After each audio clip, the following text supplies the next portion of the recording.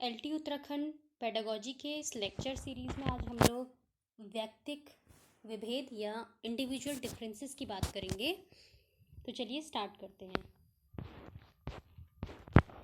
व्यक्तिक विभेद हैं क्या? जैसे नाम से ही क्लियर हो रहा है कि हर एक व्यक्ति एक दूसरे से क्या है, डिफरेंट है। तो संसार में हर व्यक्ति जो होता है वो दूसरे व्यक्ति से क्या होता है, भिन्न होता है। हर हर की जो आदत होती है वो या रुचियां हैं या उनका एटीट्यूड है, ठीक है, ये सब क्या होते हैं, अलग अलग होता है, जिसकी वजह से वे सभी एक दूसरे से क्या हैं, अलग अलग होते हैं। एक आदमी का दूसरे आदमी से अलग होना पाया जाए, ठीक है, अगर एक व्यक्ति दूसरे व्यक्ति से अलग है तो इसी को हम क्या कहते हैं, व्यक्तिगत विभिन्नता या इंडिविजुअल डिफरेंसेस कहते हैं। व्यक्तिगत विभिन्नताओं से तात्पर्य व्यक्तित्व के उन सभी पहलुओं से है जिनका मापन व मूल्यांकन किया जा सकता है, ठीक है। तो ये इंडिविजुअल जो डिफरेंसेस हैं, इनसे मतलब क्या तात्पर्य है कि जो व्यक्तित्व है, ठीक है, कि हर एक पहलू, ठीक है, व्यक्तित्व के जितने भी पहलू होंगे वो सारे इसके अंदर आएंगे, और जिनका एक्चुअल में हम जिनका मापन या मूल्यांकन कर सकते हैं उनके बारे में हम यहाँ पे बात करते हैं। अगर हम बात करें कुछ व्यक्तिगत विभिन्नताओं के प्रकार या कितने ये टाइप के होते हैं, तो अलग अलग एक तरह से इनके टाइप हम बोल सकते हैं। जैसे कि शारीरिक विभिन्नताएं, तो हर व्यक्ति शारीरिक तौर पे एक दूसरे से भिन्न है, ठीक है, कोई मोटा है कोई पतला है, ठीक। तो इस तरीके से अलग अलग शारीरिक विभिन्नताएं होती हैं। दूसरा आता है इसमें बुद्धि में विभिन्नताएं। अब बुद्धि में अगर हम विभिन्नताएं की बात करें तो हर व्यक्ति का आईक्यू दूसरे से अलग है, ठीक है। जैसे कि मंदबुद्धि बालक होते हैं, और हम कह सकते हैं कि कुछ लोग जो हैं क्या होते हैं, बहुत प्रतिभाशाली बालक होते हैं, ठीक है। तो हर व्यक्ति का इंडिविजुअल जो है वो एक तरह से क्या है, बुद्धि उनकी चेंज है या उनका आईक्यू लेवल जो है वो चेंज है। तीसरा आता है दृष्टिकोणों में विभिन्नताएं। अब देखो, दृष्टिकोणों में अगर हम विभिन्नताएं देखें तो हर व्यक्ति का दृष्टिकोण दूसरे व्यक्ति से बिल्कुल अलग होगा, ठीक है। अगर एक सिक्के के पहले एक पहलू को देख रहा है तो दूसरा जो है वो उसके दूसरे पहलू को भी देख सकता है। चौथा है इसमें उपलब्धि में विभिन्नताएं, ठीक है। अब देखो, उपलब्धि में विभिन्नताएं में क्या है कि हर व्यक्ति, ठीक है, एक अलग से एक्सपीरियंस से, या हम कह सकते हैं उसको जो पढ़ाई का एक्सपीरियंस है, ठीक है, वो किस तरीके से वो रोजगार प्राप्त कर रहा है, तो ये सबकी जो उपलब्धि होती है वो अलग अलग होती है। फिफ्थ आता है इसमें लैंगिक आधार पर विभिन्नताएं, मेल फीमेल, ठीक है। तो ये एक तरह से क्या है, लैंगिक आधार पर विभिन्नताएं हैं। छठा आता है इसमें संवेगात्मक विभिन्नताएं, ठीक है, जो आपका संवेग हैं वो भी हर किसी के अलग अलग होते हैं। सातवां है इसमें रुचियों में विभिन्नताएं। हम सभी को पता है कि सबकी रुचि अलग अलग है, ठीक है। कोई पढ़ने में इंटरेस्टेड है, कोई पढ़ाने में इंटरेस्टेड है, ठीक है, कोई डांस में इंटरेस्टेड है, कोई सिंगिंग में इंटरेस्टेड है। तो ये सारी की सारी क्या है, अलग अलग रुचियां होती हैं। आर्थिक स्तर के आधार पर विभिन्नताएं, ठीक है। आर्थिक स्तर हम कह सकते हैं कि कोई अमीर है कोई गरीब है, ठीक है। तो ये क्या है, आर्थिक स्तर के आधार पर विभिन्नताएं होती हैं। नाइन्थ इसमें है व्यक्तित्व संबंधी विभिन्नताएं, ठीक है। अलग अलग व्यक्तित्व, पर्सनैलिटी हर किसी की अलग है। कोई क्या होता है, बोलने में बहुत अच्छा है, और कोई क्या है, एकदम शांत है। तो ये क्या है, व्यक्तित्व संबंधी विभिन्नताएं। जाति तथा राष्ट्र संबंध विभिन्नता, ठीक है। अब क्या है, हर देखो जातियां बहुत सारी हैं, इंडिया है, ठीक है। तो यहाँ पे जातियां अलग अलग हैं, और राष्ट्र जैसे कि इंडिया है और आप कह सकते हो ऑस्ट्रेलिया है, तो यहाँ पे क्या होंगे, लोग अलग होंगे, उनकी भाषा अलग होंगी, ठीक है। तो एक तरह से बहुत ज़्यादा डिफरेंस यहाँ पे देखने को मिलता है। तो ये भी एक तरह से क्या है, एक टाइप। आगे बढ़ते हैं, तो इनके जो कारण हैं, इनके कारण क्या क्या हैं। सबसे पहला कारण आता है इसमें वंशानुक्रम, ठीक है, या हम इसको कह सकते हैं हेरिडिटी। तो वंशानुक्रम के कारण जो व्यक्ति हैं उनमें विभिन्नताएं पाई जाती हैं। और वैसी बात है कि जो वंशानुक्रम है, ठीक है, जो जीन्स हैं या जो भी आपके जो क्रोमोसोम्स हैं, ठीक है, तो ये सब चीज़ें जो हैं ये हेरिडिटी लेके चल रही हैं, ठीक। तो इनकी वजह से हर व्यक्ति में वंशानुक्रम के तरीके से क्या है, डिफरेंस होता है। सभी के जो वंशज होते हैं वो अलग अलग होते हैं, और सभी की जो संतानें हैं वो भी क्या होती हैं, अलग अलग होती हैं।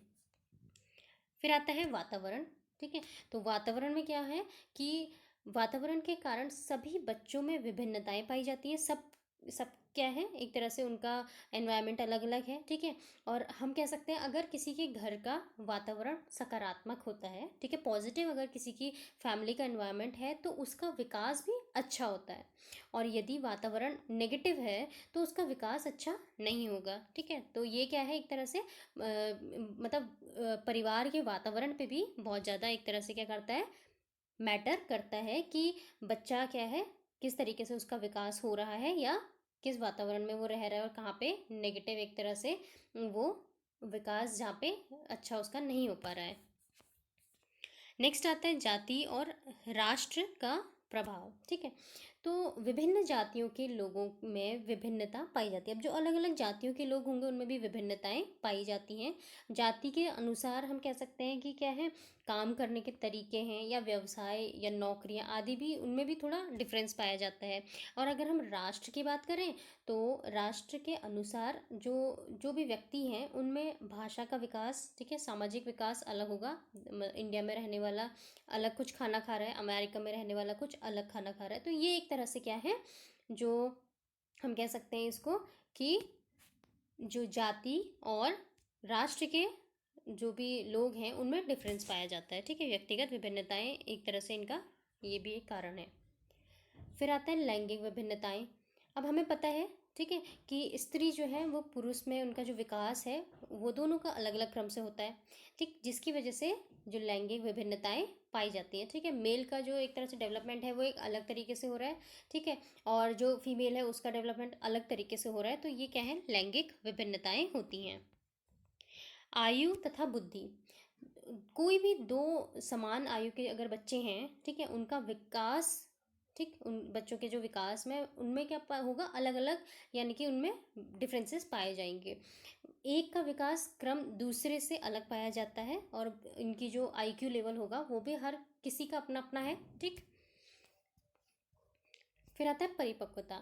तो अगर कोई भी काम है, किसी काम को लेकर किसी बच्चे में परिपक्वता पहले आ जाती है, ठीक है, और किसी में बाद में आती है। मतलब कोई बच्चा किसी चीज़ को जल्दी समझता है और कोई बाद में समझता है। तो कुछ बच्चे 25-26 वर्ष की आयु तक भी परिपक्व एक तरह से नहीं होते हैं, ठीक।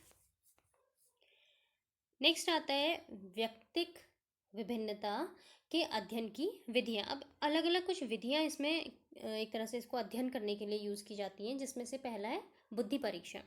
तो हम किसी की बुद्धि को अगर हमें मापना है, ठीक है, तो हम क्या कर सकते हैं, बुद्धि परीक्षण करके उसको बता सकते हैं कि वह व्यक्ति दूसरे व्यक्ति से अलग है।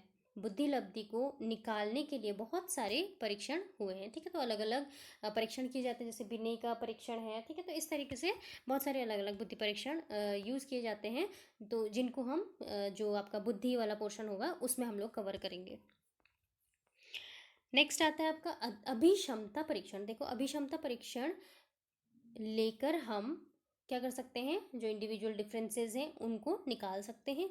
अभिक्षमता परीक्षण में हम यह जांचते हैं कि कोई भी किसी काम को करने में कितना सक्षम है, या कोई किसी काम को करने में कितना सक्षम नहीं है, ठीक है। इस बारे में हम इसमें डिस्कस करते हैं। नेक्स्ट आता है आपका उपलब्धि परीक्षण।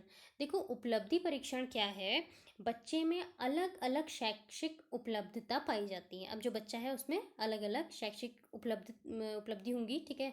किसी ने क्या किया है, किसी ने बीएड किया है, ठीक है, किसी ने मेडिकल किया है, किसी ने बीएससी किया। तो ये क्या है, एक तरह से अलग अलग जो शैक्षिक उपलब्धियां लोगों ने प्राप्त की हैं। तो किसी बच्चे की शैक्षिक उपलब्धि ज़्यादा होती है और किसी बच्चे की कम होती है। तो अतः क्या है, हम उपलब्धि परीक्षण को लेकर यह कह सकते हैं कि विभिन्नताएं अलग अलग पाई जाती हैं, ठीक है। उपलब्धि परीक्षण को देख के हम उपलब्धि के बारे में पता लगा सकते हैं। फिर है संवेग परीक्षण। संवेगों के कारण भी सभी व्यक्तियों में विभिन्नताएं पाई जाती हैं, और हम जो होते हैं क्या करेंगे, संवेगों का परीक्षण लेकर सभी को अलग अलग कर सकते हैं, ठीक है। अगर हम संवेग का कि किस तरीके का संवेग, उसमें हम कुछ लोगों को लेके, ग्रुप्स को लेके क्या कर सकते हैं, उसमें एक तरह से ये जो टेस्ट है उसको अप्लाई कर सकते हैं। तो कुछ बच्चे संवेगों के कारण बिल्कुल स्थिर होते हैं, ठीक है, और कुछ बच्चे जो होते हैं वो एकदम अस्थिर होते हैं। अभिरुचि परीक्षण, ठीक है। अभिरुचि परीक्षण में क्या होता है कि किस तरीके की रुचि है बच्चे में, ठीक है। तो सभी बच्चों की जो रुचि है वो अलग अलग है, ठीक। कुछ बच्चों की अभिरुचि गणित में है तथा कुछ बच्चों की विज्ञान विषय में है। तो अतः हम कह सकते हैं कि अभिरुचि परीक्षण से हम बच्चों में विभिन्नताएं निकाल सकते हैं। तो यहाँ पे भी हम क्या कर सकते हैं, बच्चों के इंटरेस्ट के हिसाब से, ठीक है, किस चीज़ में बच्चे का इंटरेस्ट है, तो इसको देख के हम पता लगा सकते हैं इंडिविजुअल डिफरेंसेस का। फिर आता है व्यक्तिगत परीक्षण, यानी कि इंडिविजुअल, ठीक है। तो हर कोई जो व्यक्ति है उनके जो गुण हैं या जो शील गुण हैं वो भी अलग अलग हैं। व्यक्तित्व परीक्षण में हम बहुत से कारकों को निर्धारित करते हैं, ठीक है, जिसमें जैसे कि बुद्धि के बारे में हम बात कर लेंगे, या हम कह सकते हैं विषय वस्तु के बारे में हम बात कर लेंगे, सुंदरता है, ठीक है, विकास या सामान्य ज्ञान आदि, इन सारी जो परीक्षण हैं, ठीक है, इन सारों जो भी ये बात है इनको हम कर सकते हैं। और इसके थ्रू हम क्या कर सकते हैं कि व्यक्तिगत की इंडिविजुअल क्या डिफरेंसेस हैं किसी भी व्यक्ति के, वो हम व्यक्तिगत परीक्षण में पता लगा सकते हैं। तो ये एक छोटा सा टॉपिक था। होप कि आप लोगों को ये वीडियो पसंद आया हो, और अगर पसंद आया हो तो please like share and subscribe ज़रूर कीजिएगा।